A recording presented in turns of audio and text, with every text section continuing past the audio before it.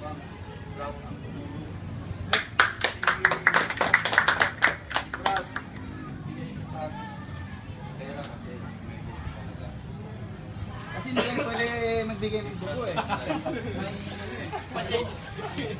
Ang sabi ko nila, yung tumulong ni Brad ang hindi pwede. Bigyan na lang siya ng cash na lang. Kasi rush talaga. Hindi Brad, natakot yan Brad, natakot. Natakot siya kasi Oh. malaki na yung feelings. Saka most especially Pero yung kwento to Brad, grabe ha. Ano po sa? Regarding girlfriend. Ano yan? Ito, kung sa to pwede abla. Brad, Ito pwede abla. Ay, manda to dali sa amin. thank you, Brad, ha?